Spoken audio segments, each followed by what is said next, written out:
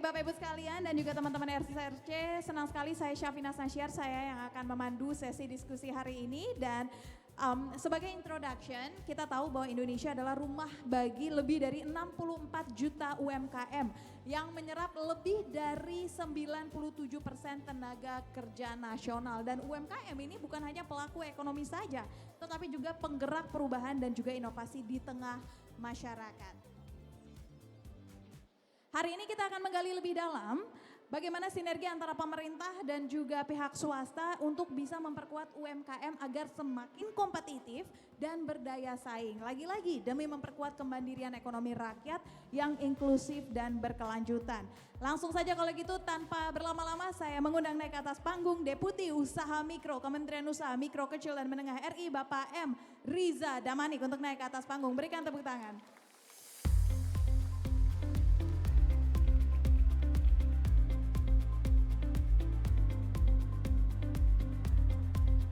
Dan masih ada satu bangku kosong lagi, langsung saja saya akan mengundang Direktur PT HM Sampurna Tbk, Ibu Elvira Lianita. Berikan tepuk tangan.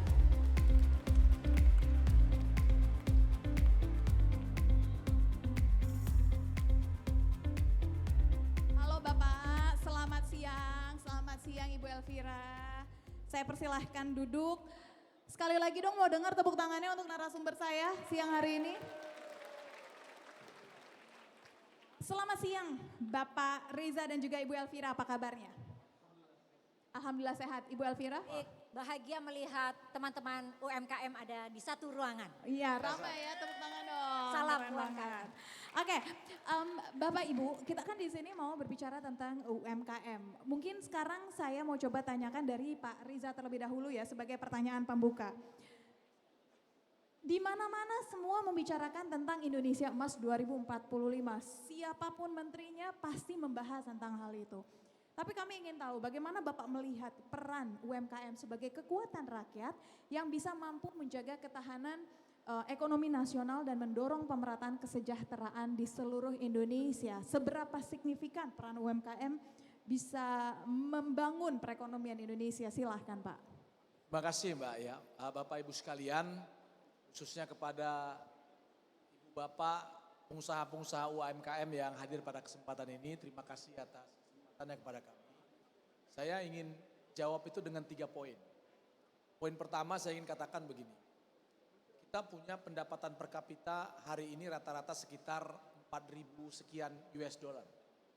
Itu lebih kurang 75 juta lah, lebih kurang pendapatan per kapita per tahun rakyat Indonesia. Target kita di tahun 2045 saat 100 tahun Indonesia merdeka, pendapatan per kapita itu naik ke angka 30 ribuan US dollar. Kita harapkan naik bisa 5 atau bahkan 6 kali lipat daripada sekarang. Waktunya berapa lama jaraknya? Kita kurang dari 20 tahun menuju Indonesia Emas tahun 2045. Jadi kita harus naik 5 kali lipat di tahun 2045 yang jaraknya 20 tahun. 4 kali pemilu, ya nggak lama tuh, cuma 4 kali pemilu. Nah pertanyaannya, untuk naik 4 atau 5 kali lipat ini, ya bagaimana caranya? Atau siapa yang harus menjadi pendorongnya? Kalau kita baca struktur ekonomi kita, ya, ini poin saya yang kedua, kalau kita lihat struktur ekonomi kita, itu 99,6% atau lebih dari 99%-nya adalah usaha mikro, kecil dan menengah. Jadi usaha mikro, kecil dan menengah. Kurang dari 1% itu usaha besar. Usaha mikro, kecil dan menengah inilah yang menyerap lapangan pekerjaan, ya 97% itu. Yang berkontribusi terhadap perekonomian nasional kita, ya sekitar 60% itu. Lebih kurang begitu ya. Nah, secara kuantitas jumlahnya sudah sangat signifikan. Tadi Mbak sampaikan sekitar 60 juta UMKM kita. Jadi secara kuantitas populasinya sangat besar. Nah PR kita sekarang adalah bagaimana usaha mikro, kecil dan menengah, khususnya yang mikro tadi. Karena dari total 60 jutaan itu 99,6%-nya adalah usaha mikro. Nah, kita berkepentingan agar yang 99,6%-nya itu bisa didorong ya, sehingga nanti terjadi signifikansi produktivitasnya, sehingga tadi yang pendapatan yang kita harapkan bisa naik ke 4-5 kali lipat itu bisa terjadi. Nah inilah fokus kita sekarang. Bagaimana agar usaha mikro kecil dan menengah kita yang populasinya besar itu bisa semakin produktif. Sehingga 20 tahun ke depan ya, pendapatannya menjadi lebih tumbuh secara signifikan. Apa yang dilakukan untuk itu? Satu yang paling penting adalah mendorong UMKM kita bertransformasi dari sektor informal ke formal. Ini yang kami lakukan. Tadi Pak Menteri pagi tadi mengatakan sedang mendorong Sapa UMKM. Itu adalah salah satu instrumen yang kita ingin memastikan agar proses transformasi usaha UMKM kita, usaha mikro kecil dan menengah kita dari sektor informal ke formal itu betul-betul bisa terwujud. Ya, dengan cara apa? Dengan cara memberikan nomor induk berusaha, dengan cara memberikan sertifikasi halal gratis, dengan cara memberikan fasilitasi kemudahan untuk mendapatkan PIRT, mendapatkan hak kekayaan intelektual, dengan cara memberikan izin BPOM dan seterusnya. Kalau itu diberikan kemudahan, maka udah secara otomatis kita harapkan nanti usaha mikro kecil dan menengah kita yang aksesnya terbatas, apakah itu terhadap pasar, apakah itu terhadap pembiayaan dan seterusnya, itu bisa semakin mudah. Ini langkah kita yang pertama yang kita ingin lakukan. Apa yang kedua, ini yang kita lakukan hari ini. Bagaimana model kemitraan antara usaha mikro kecil dan menengah dengan usaha besar. Ya, sejumlah studi mengatakan UMKM itu hanya bisa cepat naik kelas kalau ada yang gendong. Ada yang narik tuh. Ada yang mendorong dia. Ya. Nah, kemitraan-kemitraan rantai pasok inilah yang kita ingin perkuat. Ya, jadi sekali lagi bukan kemitraan yang charity ya, bukan karena kasihan, bukan. Tapi ini adalah kemitraan rantai pasok. Bisnis to bisnis yang bisa memperkuat ekosistem usaha. Ya. Nah, dengan kemitraan itu kami berharap nantinya usaha-usaha mikro kecil dan menengah kita ini bisa menjadi bagian dari rantai pasok usaha yang lebih besar. Saya ambil contoh misalnya Bapak Ibu sekalian, Jepang itu menyiapkan ada 2 industri strategis nasional. Yang pertama adalah otomotif dan yang kedua adalah elektronik. Apa yang dilakukan oleh Jepang? Jepang menyiapkan klaster UMKM yang menyiapkan spare part otomotif. Yang kedua menyiapkan klaster UMKM yang menyiapkan komponen elektronik. Maka hari ini kalau Bapak Ibu sekalian yang ada di ruangan ini menggunakan mobil asal Jepang, sejatinya Bapak Ibu sekalian menggunakan sebagian besar produk UMKM dari Jepang. Maka kalau dilihat datanya, ekspor UMKM Jepang terhadap pendapatan negaranya itu sudah lebih dari 60%. Bukan UMKM-nya yang pergi ke sini langsung, enggak. Toyotanya yang bawa ke sini UMKM-nya. Lebih kurang begitu. Nah, model inilah yang mungkin ya kita lihat, kita sedang perkuat dalam kerangka untuk menuju Indonesia Emas tahun 2045 ini. Signifikansi daripada UMKM kita itu jelas karena populasinya paling besar, tapi di saat yang sama kami sedang memperkuat ya, melakukan pendampingan, melakukan kurasi, melakukan fasilitasi dengan harapan tadinya satu dia terjadi transformasi informal ke formal dan yang kedua semakin kuat kemitraan rantai pasok kita sehingga kualitas ekonomi kita ke depan semakin baik lagi. Saya kira itu mungkin Mbak, makasih. Ya baik, terima kasih Pak Riza. Saya ingin lanjutkan ke Bu Elvira. Bu Elvira, ini menarik kalau berbicara tentang kemitraan. Kami ingin tahu bagaimana sejauh ini peran Sampurna memaknai peran UMKM dalam memperkuat kemandirian ekonomi rakyat dan bagaimana juga kontribusi perusahaan sebagai mitra, sebagai pendukung untuk pemberdayaan mereka secara berkelanjutan. Silahkan Bu Elvira. Terima kasih Mbak Safinas.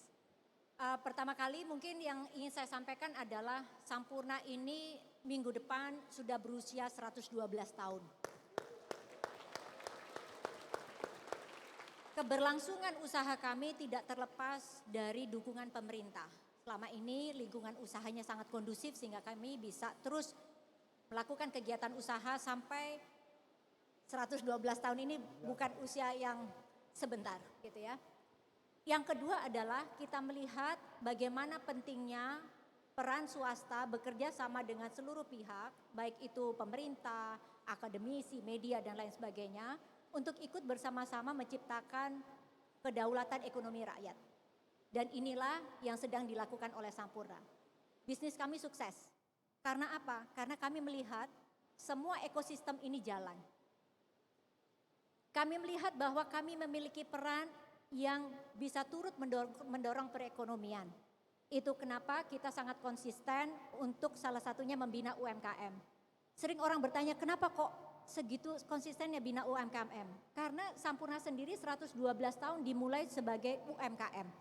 Sehingga, terima kasih. Boleh berikan tepuk tangan dulu. 112 tahun dan dimulai dari UMKM. Betul.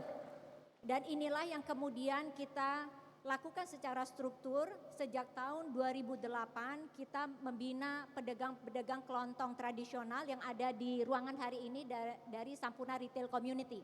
Yang hari ini jumlahnya sudah 250.000 di seluruh Indonesia. Program kedua yang kita juga bina adalah pelatihan kewirausahaan. Kita namakan dengan Sampurna Entrepreneurship Training Center. Di mana hal ini kita lakukan di fasilitas kami di Pasuruan, luasnya 27 hektar. Kita melatih mereka bagaimana mengembangkan UMKM-nya, baik itu dari cara pengolahan produksinya, kemasannya, kemudian akses pasarnya, bahkan juga bagaimana mereka masuk ke era digitalisasi. Nah, inilah bagaimana kami memaknai peran kami sebagai warga usaha Indonesia yang sudah 112 tahun, Pak Riza gitu. Untuk ikut berkembang bersama masyarakat. Kami tidak akan bisa berkembang ketika masyarakat dan negara ini tidak berkembang, Mbak Safinas. Jadi kita melihat inilah ekosistem yang harus kita ciptakan bersama, sehingga kemajuan ini tidak hanya dirasakan oleh pihak-pihak tertentu, tetapi oleh keseluruhan rakyat Indonesia. Oke, baik, berikan tepuk tangan untuk Bu Elvira. Jika berbicara tentang pengembangan UMKM, ini nggak lepas dari sejumlah tantangan pasti yang dihadapi baik dari pemerintah maupun pihak swasta. Dan salah satu yang juga sedang digencarkan dan diharapkan bisa diadaptasi oleh semua UMKM adalah transformasi digital. Bagaimana UMKM ini mau masuk ke digital, walaupun misalkan mereka sebenarnya tanpa digital sudah lancar, sudah bisa jalan gitu. Tapi kan sebenarnya dengan adanya digital itu bisa meningkatkan kapasitas kesuksesan mereka gitu. Nah, kami ingin tahu apa dari pemerintah langkah yang dilakukan untuk bisa meningkatkan kesadaran atas penggunaan digital, transformasi digital di kalangan UMKM, khususnya untuk daerah-daerah terpencil yang mereka masih terkendala infrastruktur, masih terkendala oleh gaptek dan segala macam. Bagaimana Bapak? Ya, pertama Mbak, perlu saya sampaikan sebelum pandemi COVID-19, hanya ada 9 juta UMKM Indonesia yang masuk ke dalam ekosistem digital. Hari ini ya, angkanya sudah lebih dari 25 juta. Wow, dalam Jadi, kurun waktu berarti belum sampai 5 tahun tuh Pak? Belum sampai 5 tahun. Belum. Kenapa bisa begitu? Karena memang manfaatnya terasa langsung oleh UMKM kita. Khususnya pada saat pandemi COVID kemarin, di mana interaksi langsung antara penjual dan pembeli waktu itu dibatasi. Yang survive itu adalah mereka-mereka yang sudah onboarding. Sehingga transaksinya tetap bisa dilakukan meskipun tidak bertemu secara fisik. Nah, ini menjadi penjelasan yang paling sederhana untuk menunjukkan bahwa bagaimana digitalisasi itu adalah sebuah keniscayaan yang harus diambil, yang harus dimanfaatkan oleh UMKM kita. Kalau kita tidak manfaatkan, ya dimanfaatkan oleh orang lain, lebih kurang begitu. Ya, ini yang pertama saya katakan. Nah, tapi hari-hari ini kami berkeyakinan bahwa digitalisasi ini bukan hanya sekedar onboardingnya yang penting. Lebih daripada itu adalah bagaimana mereka yang sudah masuk itu bisa semakin produktif.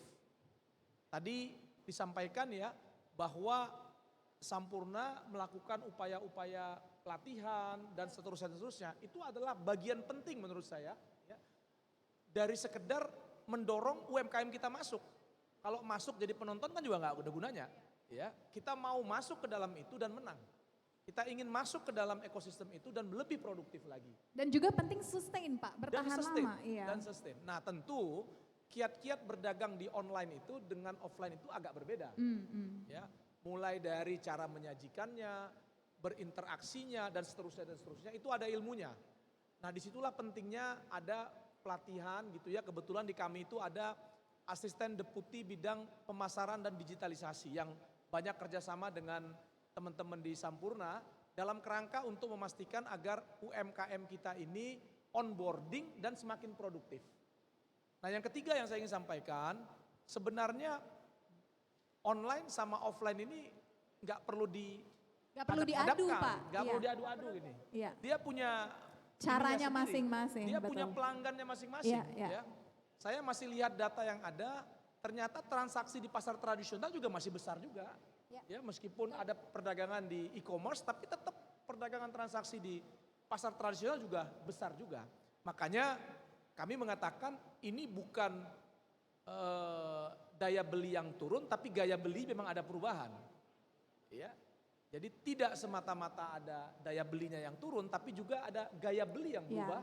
Yang tentu gaya beli yang berubah ini harus diikuti oleh beradaptasi dari penjualnya, oleh UMKM-UMKM kita menyambut perubahan-perubahan itu. Dan saya melihat kalau lihat dari pasca pandemi Covid, animo, kesadaran dan keinginan daripada UMKM kita untuk beradaptasi dengan digitalisasi ini semakin besar. Dan PR kita yang lain adalah yang tentu yang kami harapkan untuk kita juga menggeliatkan produksi dari produk-produk UMKM kita. Jadi jangan sekedar jadi reseller, ya, tapi juga harus punya produknya. Nah inilah kenapa tadi kalau pagi tadi Pak Menteri menyampaikan dari 300 triliun alokasi kredit usaha rakyat tahun ini sudah tersalurkan sekitar 170 triliun per Agustus ini. Dari 170 triliun ini 60%-nya lebih sudah didorong ke sektor produksi. Harapannya apa? Supaya semakin banyak produk-produk barang-barang yang dihasilkan oleh UMKM kita yang nantinya kita harapkan itu bisa mengisi etalase-etalase online maupun etalase-etalase offline kita. Sehingga kita nggak lagi itu dibanjiri oleh produk-produk yang datang dari tempat lain, tapi justru kita sudah punya produk yang bisa dimanfaatkan oleh dinikmati oleh konsumen kita dengan baik. Saya kira itu Mbak. Oke, baik. Terima kasih Pak Reza. Saya ingin kembali lagi masih berkaitan dengan teknologi. Apa yang dilakukan dengan adanya komunitas ataupun program seperti SRC agar UMKM yang memang dibina oleh Sampurna ini bisa menggunakan mengadopsi teknologi digital dan bisa lebih kompetitif, relevan dan kembali lagi agar sustain. Apa yang dilakukan? Tidak bisa dihindari, digitalisasi merupakan salah satu cara yang ampuh untuk bisa mempertahankan usaha, termasuk UMKM, Mbak Sinas. Nah, apa yang dilakukan oleh Sampurna adalah mengkonek toko-toko kelontong ini di dalam aplikasi yang kita namakan Ayo by SRC, yang sudah kita launch sejak tahun 2009. Ayo by SRC Pak, jadi sudah kita launch sejak tahun 2019. Ini merupakan bagian transformasi, jadi kalau kita melihat ke belakang, SRC dikembangkan di tahun 2008, 2019 kita melihat digitalisasi sesuatu yang harus kita lakukan. Maka kita lakukanlah pada saat itu kita perkenalkan. Ada cerita yang cukup menarik pada saat kita melihat perkembangan dari toko SRC ini. Ada Ibu Ningsih, kalau nggak salah SRC dari Jakarta, beliau sudah anggota dari SRC itu 16 tahun kurang lebihnya. Dan diperkenalkan dengan aplikasi. Beliau belajar, dibantu dengan keluarganya, dengan anaknya, karena memang tidak mudah.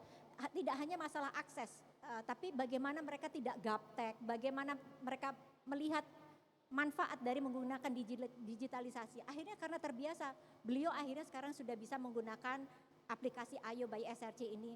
Dan alhamdulillah dengan berubah kepada digital, mulai fokus juga kepada digital, maka omsetnya naik 200% Pak. Wow, 200%. Ada di sini nggak Bu Ningsih kira-kira nih? Bu Ningsih ada? Oh nggak ada nih Pak. Bidangnya apa Bu? Hadir. Dia bidangnya apa? Di toko retail. Oh, Di toko retail saja. Betul, toko Oke. kelontong. Jadi toko Oke. kelontong. Jadi karena apa? Kenapa bisa sampai peningkatan sedemikian rupa? Satu, tidak perlu tutup toko untuk pesan barang dari grosir. Bisa mengelola stok dari barang itu sendiri melalui aplikasi yang kita lakukan. Melakukan inventaris dan lain sebagainya. Jadi itu saving time. Jadi meminimalkan waktu yang digunakan dan bisa fokus untuk menjaga toko. Nah hal-hal inilah yang kita lakukan untuk para anggota SRC. Sedangkan untuk anggota SETC yaitu yang untuk kewirausahaan, kita juga memberikan pelatihan-pelatihan dan pendampingan untuk masuk ke dalam digitalisasi.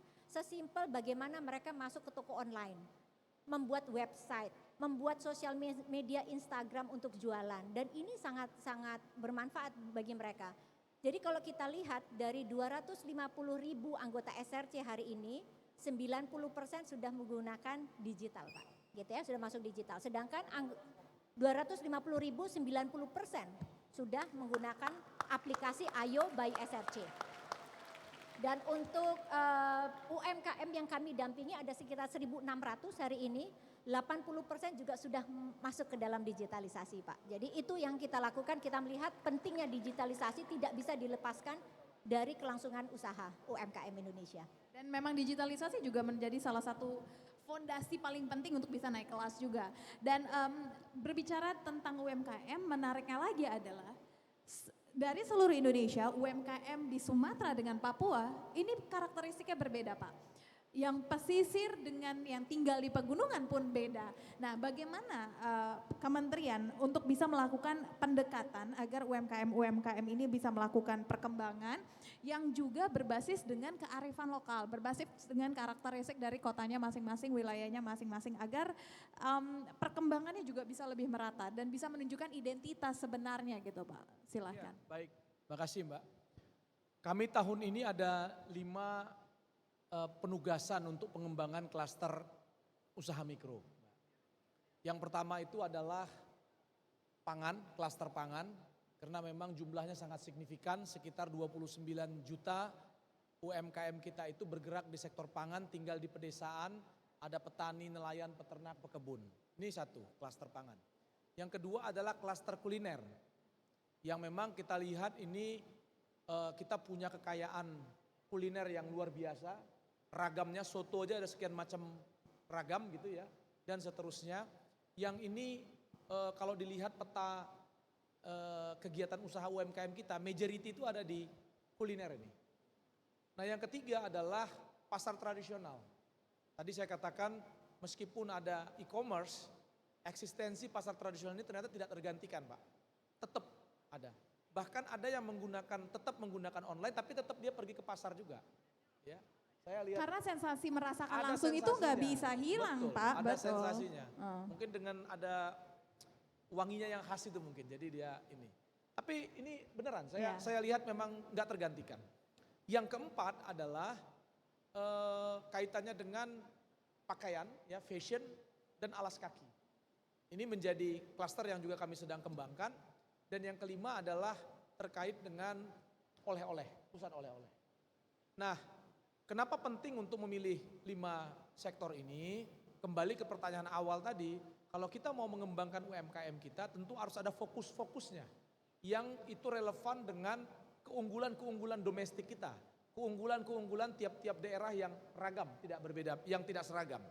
Nah tentu di tiap-tiap daerah tadi yang saya sampaikan ada beberapa yang memang unggul dalam kaitan dengan di sektor pangannya. Pangannya juga karakternya bisa macam-macam, ada yang pesisiran dia dengan sumber daya lautnya, rumput lautnya dan seterusnya. Ada yang di pegunungan yang mungkin agak berbeda juga dengan karakteristiknya. Kami sedang menyambungkan sekarang antara UMKM di sektor pangan dengan dapur-dapur makan bergizi gratis. Ambil contoh misalnya begitu. Jadi kita sedang sambungkan ekosistem itu sehingga nantinya dari total anggaran makan bergizi gratis, 85%-nya itu adalah membeli produk-produk dapur, kebutuhan dapur. Nah dari mana kebutuhan dapur ini dapat? Ya dari UMKM yang tinggal di pedesaan-pedesaan. Itu diantaranya misalnya saya ambil contoh. Ya. Yang kedua kita juga melihat Mbak, sepertinya memang setiap daerah ini ya harus dikembangkan klaster-klaster ekonomi yang relevan dengan komoditi-komoditi unggulannya. Saya ambil contoh misalnya, di Aceh itu ada nilam itu, yang menjadi bahan baku untuk buat parfum itu. Selama ini diekspor ke Prancis ya untuk menghasilkan produk-produk parfum yang mahal itu gitu ya. Nah, sebenarnya hampir sebagian besar petani yang ada di Aceh atau kabupaten kota yang ada di Aceh punya tanaman itu. Nah, kaitan dengan itulah kita perlu induksi dengan teknologi, kita lakukan pendampingan sehingga mereka bisa nanti mengolahnya menjadi produk setengah jadi. Lalu dihilirisasi menjadi lebih bagus lagi dan seterusnya dan seterusnya. Ini yang kami juga tengah lakukan, tentu tiap-tiap daerah berbeda-beda komoditinya. Di NTT kami mengembangkan dengan bambu, dihilirisasi bambunya. Di Sulawesi Utara kelapa yang dihilirisasi kelapanya sehingga ada nilai tambah terhadap produk kelapa tersebut. Di tempat-tempat lain tentu juga punya karakter yang tidak seragam. Nah terakhir tentu inisiatif-inisiatif yang semacam ini tidak mungkin bisa dilakukan oleh Kementerian UMKM sendiri. Ya, kami senang sekali dengan Sampurna ya dalam usianya yang ke 112 tahun, luar biasa panjang ini. Kita berikan aplaus sekali lagi ya, 112 tahun. Saya mau tanya dulu nih di sini nih, ibu UMKM-nya mana nih coba UMKM? Ibu yang jilbab. Oh, Nah, ibu, oke. ibu yang jilbab, coba ibu yang jilbab. Ibu siapa namanya Pak Bu? Siapa Bu? Sebentar, saya samperin Pak, sebentar, saya samperin.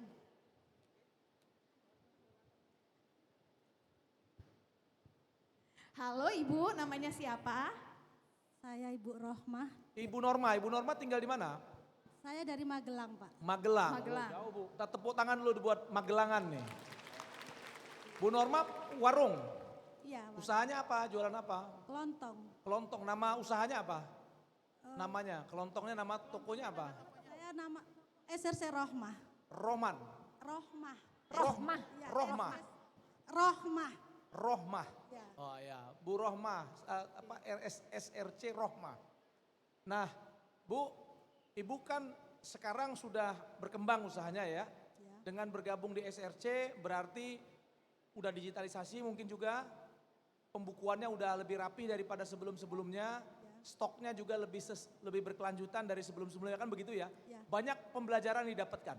Ya. Begitu ya? Ya. Sampai bisa hari ini datang ke Jakarta hadir dalam forum ini, betul nggak? Ya, betul Betul Pak. gitu ya? Betul, betul. Nah, coba Ibu bayangkan, Ibu punya anak. Punya Usia berapa sekarang? yang besar kelas 1 SMA. 1 SMA, yang paling Ya, kecil Yang paling kecil kelas 3 SD. kelas 3 SD. Nah coba bayangkan 112 tahun yang akan datang, SRC Rohmah ini jadi apa gitu? Ya makin besar Pak, Makin besar. mudah-mudahan. Mau nggak kalau nanti kayak gini juga nih, kayak HM Sampurna 112 tahun ke depan? Ya, mau Pak. Hah? Mau ya? Jadi kita doakan yang hadir pada kesempatan ini, yang mudah-mudahan Pak Irfan nggak keberatan ya Pak Irfan ya. Ya insya Allah 112 tahun ke depan akan lahir Sampurna-Sampurna lain yang gedenya sama gitu loh. Amin. Amin, amin, Ya. amin. Ya. Nggak Doa apa-apa ya, Pak hari Irfan ya? Jumat, doa Betul, hari ya? Jumat nih Bu Rohmah. Ya hasil Ya, dari amin, binaannya amin. AIP Sampurna gitu. Ya jadi saya ingin teman-teman di SRC juga yang saat ini sedang dilakukan pendampingan-pendampingan terus melakukan inovasi-inovasi dengan adanya digitalisasi, manfaatkan teknologi yang ada dengan jejaring retailnya yang kuat dan seterusnya, manfaatkan itu dan perkuat sehingga nantinya ke depan 5 tahun ke depan ada kemajuan yang pesat, 10 tahun ke depan ada kemajuan pesat. Nah di 2045 Bapak Ibu yang sudah bergabung dan sudah hadir pada kesempatan ini menjadi pengusaha-pengusaha top di Republik ini. Oke, amin, amin, amin. Terima kasih. Terima kasih banyak Pak. Baik, boleh dong sekali lagi berikan tepuk tangan untuk Pak Riza dan juga Ibu Elvira. Mohon maaf Pak Reza dan juga Bu Elvira karena kita keterbatasan waktu, jadi mungkin akan langsung aja kita tutup sesi diskusi ini. Tapi sebelum saya tutup, saya mau minta closing statement singkat saja dari Pak Riza dan juga Ibu Elvira. Mungkin boleh dari Ibu Elvira terlebih dahulu. Baik, mungkin sebelum saya close, saya ingin cerita satu bahwa kolaborasi antar sektor, kolaborasi multisektor itu sangat dibutuhkan. Intinya itu. Saya tadi terilhami apa yang disampaikan oleh Pak Menteri Maman pagi tadi, mengatakan bahwa beliau melihat adanya kendala-kendala yang dialami oleh UMKM. Salah satunya Mama Banjar waktu itu ya Pak. Alhamdulillah waktu itu Pak Maman telepon saya, kita akhirnya berkolaborasi kami dengan Kementerian UMKM kemudian membantu Mama Banjar untuk memperbaiki tokonya, memperbaiki usahanya melalui SRC juga pada saat itu. Dan hal inilah yang menginspirasi kami untuk mengadakan kompetisi pojok lokal. Jadi bagaimana nantinya SRC ini ikut membantu UMKM di sekitarnya agar mereka bisa lebih kuat dan memiliki akses pemasaran. Sedangkan dari kami memberikan pelatihan bagaimana mengelola UMKM yang baik. Misalnya mendapatkan perizinan, kemasan yang baik, kemudian komposisi dari makanan yang dihasilkan dan lain sebagainya. Dan hal inilah yang menginspirasi kita, kemudian juga melakukan kegiatan-kegiatan yang lain yang nantinya juga akan berdampak lebih luas lagi kepada UMKM di Indonesia. Saya punya satu pesan dari Mama Banjar yang mungkin bisa menjadi inspirasi buat Bapak Ibu sekalian yang hadir di sini bagaimana Mama Banjar bisa kembali berdiri lagi setelah tantangan yang tidak mudah gitu ya. Dia harus menutup toko dan itu berdampak kepada UMKM di sekitarnya. Mungkin kepada panitia boleh diputarkan video dari Mama Banjar. Boleh kita bantu Semoga diputar. masih ingat dengan kami. Saya adalah Ani Andriani. Dan saya, Firlino Rahim. Kami pemilik toko Mama Khas Banjar. Seperti Bapak ketahui, kami pernah mengalami masa yang sulit. Tetapi di saat-saat sulit itu ada bantuan datang dan menguatkan. Lewat dukungan dari Pak Maman dari Kementerian UMKM serta Sampurna melalui STTC, kami dapat pendampingan yang lengkap. Mulai dari urus legalitas, belajar kelola usaha, pakai sistem kasir digital, sampai cara promosi online. Bisa buka lagi. Sekarang usaha kami makin rapi, makin siap bersaing, dan insya Allah bisa jalan terus. Terima kasih banyak Pak Maman dan tim Sampurna. Semoga Di Indonesia. makin kuat dan terus maju. Amin. Amin. Oke, berikan tepuk tangan. Thank you Ibu Elvira. Singkat saja Pak. Ya, makasih Mbak. Pertama saya ingin sampaikan ucapan terima kasih kepada seluruh UMKM yang hadir pada kesempatan ini karena telah ikut menjaga ekonomi kita tetap tumbuh. Alhamdulillah sekarang angkanya masih terjaga di atas 5%. Terima kasih kepada Bapak Ibu pengusaha-pengusaha UMKM yang atas dedikasinya ya menjaga kualitas ekonomi tumbuh dengan baik.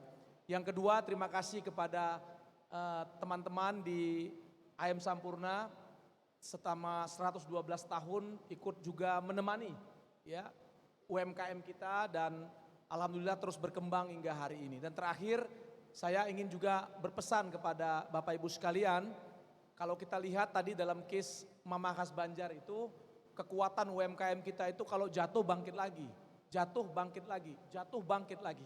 Dan tentu spirit ini juga mungkin bisa menjadi bagian dari pedoman kita.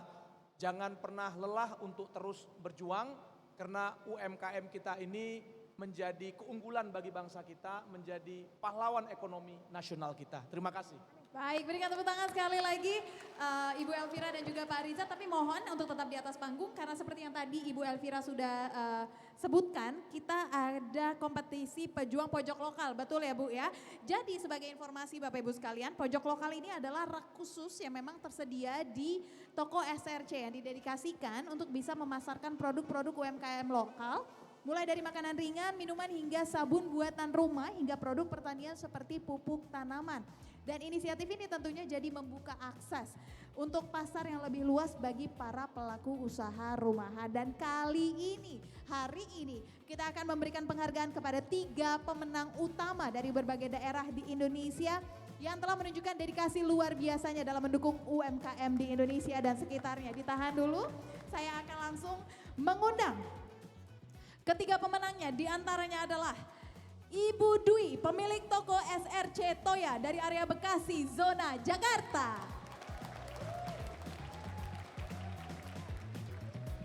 Selanjutnya Ibu Rohmah, pemilik toko SRC Rohmah dari area Magelang, zona Jawa Tengah. Dan Bapak Iskandar, pemilik toko SRC Ibu Damri, daerah Pontianak, zona Indonesia Timur. Boleh merapat ke tengah? Ya, mohon kesediaannya Pak Deputi untuk bisa memberikan penghargaan kepada para penerima.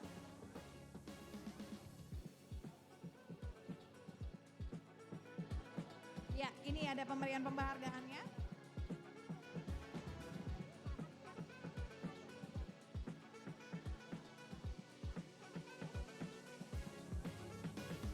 Sambil memberikan penghargaan, saya ingin mengundang kembali rekan MC saya, Rizky Haris. Boleh dong berikan tepuk tangannya juga biar semakin semangat. Sekali lagi untuk penerima penghargaan. Kali aja setelah ini Bapak Ibu sekalian yang akan berkesempatan berada di atas panggung ya. Amin, semoga tahun depan yang naik gantian Betul. ya. Oke. Setelah ini kita masih akan ada sesi inspiratif lainnya juga ya Rizky ya. Pastinya masih banyak rangkaian acara sampai nanti malam. Jadi jangan kemana-mana Bapak Ibu, masih panjang rangkaian acaranya. Tetap di sini. Iya, Ya, Gitu, mari kita ini dia. lakukan sesi foto bersama terlebih dahulu ya. Oke, kita tahan terlebih dahulu. Oke, foto berlima. Baik. Sekali lagi berikan semangat dan juga tepuk tangannya dong Yes, untuk para tepuk penerima tangan dulu boleh dong. Ini harus menjadi motivasi, Resti. Pasti harus. Karena ini juga salah satu bentuk support buat UMKM gitu ya. Yang saat Iya. ini kita tahu memang kondisi ekonomi dikatakan lagi sulit tapi UMKM tetap bertahan. Terima kasih Terima kepada kasih.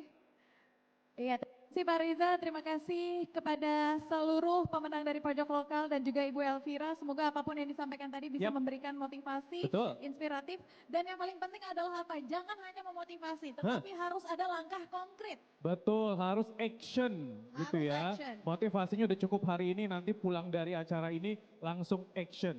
Langsung mikir Gitu. apa yang bisa saya buat lagi ya, apa yang belum saya maksimalkan ya. Kita pelajari dari apapun Iya yang baik kepada disampaikan. Bapak Ibu. Silakan duduk kecuali Ibu Lianita dan Bapak Riza, kami mohon tetap berada di panggung Bapak. Karena berikutnya kita akan bersama-sama menyaksikan ini apresiasi dari Ibu Elvira Lianita yang akan memberikan tanda penghargaan dan juga terima kasih kepada narasumber kita yang luar biasa dan inspiratif Bapak Deputi Riza Damanik. Baik, silakan.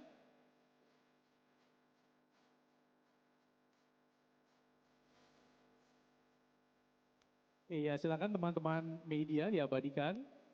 Tepuk tangan juga boleh kepada Ibu Elvira Lianita dan Bapak Riza Damanik. Terima kasih Bu Elvira, terima kasih Pak Riza. Sampai ketemu lagi di lain kesempatan. Saya persilakan untuk bisa kembali ke tempat duduknya. Thank you Pak Riza, sampai ketemu Pak lagi. Riza, terima kasih. Salam buat Pak Maman, Pak.